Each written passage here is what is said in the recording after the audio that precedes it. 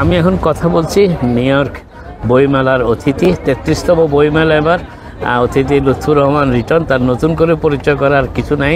21শে পদকপ্রাপ্ত, সর্বশেষ যেটি তার প্রাপ্তি সেটি 21শে পদকপ্রাপ্তি। কিন্তু তার আগেও তিনি যেটি আমাদের কাছে লুৎফুর রহমান রিটন হচ্ছে সবচেয়ে জনপ্রিয়, হাসি খুশি মানুষ, একজন ছড়াকার। দীর্ঘদিন ধরে তার সাথে জানাশোনা। তিনি প্রতিবারই প্রায় বইমেলায় আসেন। নিউ ইয়র্ক বইমেলায় তার উপস্থিতিটা মোটামুটি একেবারে নিশ্চিত। কিন্তু এইবারের বইমেলায় আমি তাকে দেখলাম বেশ প্রাণবন্ত।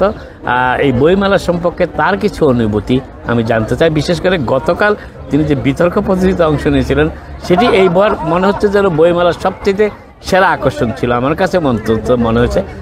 সেই বিষয়ে এবং এই সামগ্রিকভাবে বইমেলার সম্পর্কে তার কাছ থেকে কিছু জানতে চাচ্ছি। ধন্যবাদ নাজমুল ভাই। গতকাল যে বিতর্কটা অনুষ্ঠিত হলো বইমেলার মূল মঞ্চে, সেই বিতর্কে সঞ্চালক সহ যারা অংশ নিয়েছে তারা সবাই কিন্তু আমাদের দেশের খ্যাতিমান বিতার্কিক। তারা এখানে এখন বিভিন্ন প্রফেশনে আছে ঠিকই, কিন্তু তাদেরকে জোগাড় যন্ত্র করে একসঙ্গে করে একটা বিতর্ক অনুষ্ঠান করা, প্রাণবন্ত ছিল অনুষ্ঠানটা। আমি ছিলাম সেই বিতর্ক সভার, আমি ছিলাম পর্যবেক্ষক। আমার সঙ্গে বিতার্কিকদের দীর্ঘদিনের সম্পর্ক।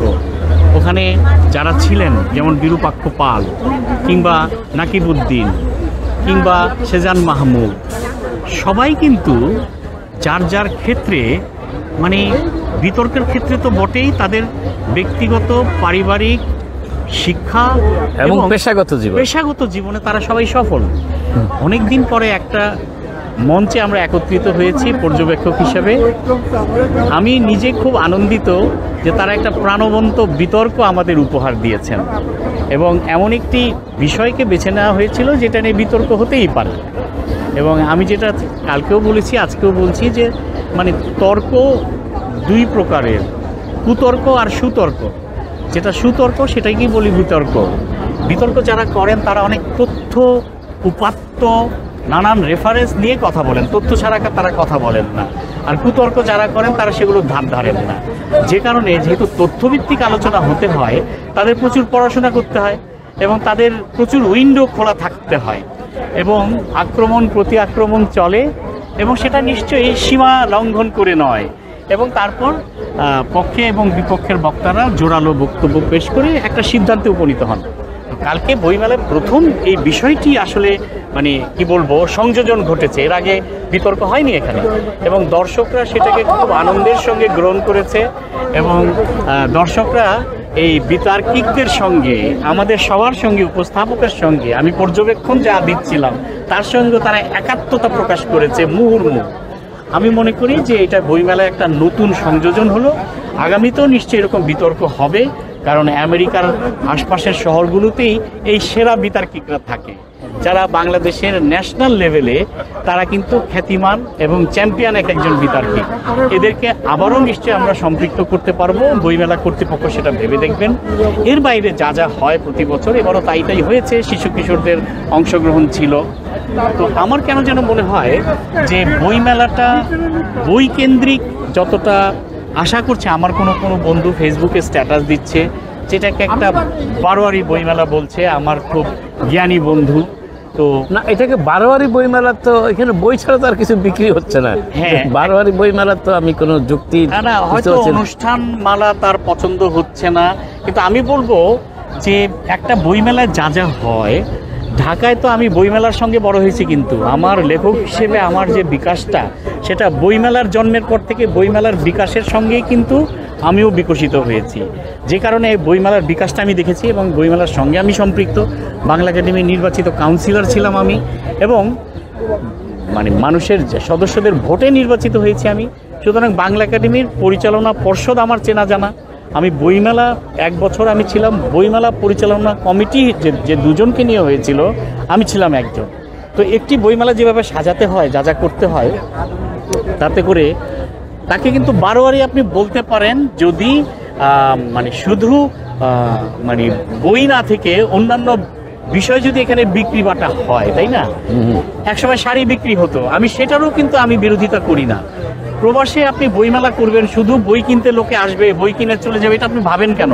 বাংলাদেশে বইমেলায় কি সবাই বই কেনে?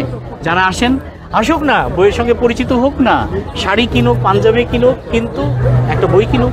একটা বই হয়তো কিনবেন, আস্তে আস্তে দেখবেন সবাই বই কিনছে, তিনিও কিনবেন। বইমেলাটাকে উন্মুক্ত রাখতে হবে, আর বিষয় বৈচিত্র্য থাকতে হবে, নানান বিষয়ে আলোচনা আসবে, সমাজ, সংস্কৃতি, রাজনীতি সব বিষয়ে আলোচনা আসবে, শুধু বই নিয়ে আলোচনা হবে না।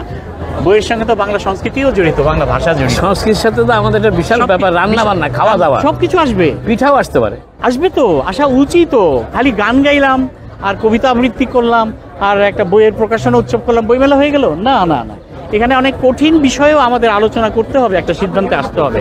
হয়তো সিদ্ধান্তে আমরা আসতে পারবো না, নিউ ইয়র্কের মতো জায়গায় বসে আমরা বাংলা সংস্কৃতির বিকাশটা দৃশ্যমান হবে না, কিন্তু এটা কিন্তু বিকাশটা আপনি খেয়াল করেন। বইমেলাকে কেন্দ্র করে, একটি বইকে, বাংলা বইকে কেন্দ্র করে নিউ ইয়র্কে যে জাগরণ সৃষ্টি হয় প্রতি বছর, এই যে 33 বছর ধরে, আপনি এটাকে ছোট করে দেখতে পারেন না। এবং বইমেলার যে চরিত্র ঢাকায় আমরা দেখি, এখানেও ঠিক তাই দেখছি। সুতরাং আমি বলবো যে বাংলাদেশের বইমেলার একটা এক্সটেনশন হচ্ছে নিউ ইয়র্কের বইমেলা, এবং পৃথিবীতে অনেক বইমেলা হয়তো, বাংলা বই নিয়ে সবচেয়ে বড় বইমেলাটা হয় বাংলায়, আমাদের 21-এর বইমেলাটি মাসব্যাপী হয়, অনেক বড়। কলকাতার বইমেলাটি, পশ্চিমবঙ্গের বইমেলাটি অনেক বড় হয়, কিন্তু সেটা একটা আন্তর্জাতিক, বিভিন্ন দেশের প্যাভিলিয়ন থাকে। 21-এর বইমেলায় শুধু বাংলাদেশের প্রকাশকদের প্যাভিলিয়ন থাকে। তারপরেই যে বড় জমায়েতটা বাংলা বইকে কেন্দ্র করে, সেটা কিন্তু নিউ ইয়র্ক। এবং এই বইমেলার সাফল্য তো অবশ্যই আছে, 33 বছর এমনি এমনি হয়নি। আমরা আরও সাফল্য কামনা করি, আরও মানুষের সম্পৃক্ততা, এবং নিউ ইয়র্কবাসী তাদের পরিবার পরিজন নিয়ে আসবেন, পারলে 2-4টে বই কিনবেন, নিশ্চয়ই এটা আরও বড় হবে। দুর্ঘটনাজনিত ক্ষতিপূরণ আদায়ে আপনি কি একজন অভিজ্ঞ অ্যাটর্নি খুঁজছেন? আমি Moin Chowdhury, attorney at law. গাড়ি দুর্ঘটনা, বিল্ডিং কনস্ট্রাকশন কাজে দুর্ঘটনা সহ হাসপাতালের ভুল চিকিৎসায় সর্বোচ্চ ক্ষতিপূরণ আদায়ে বিনামূল্যে আমাদের ল ফার্মের পরামর্শ নিন। আমরা আমাদের ক্লায়েন্টদের জন্য অতীতে মিলিয়ন মিলিয়ন ডলার আদায় করে দিয়েছি। প্রয়োজনে আমরাই পৌঁছে যাব আপনাদের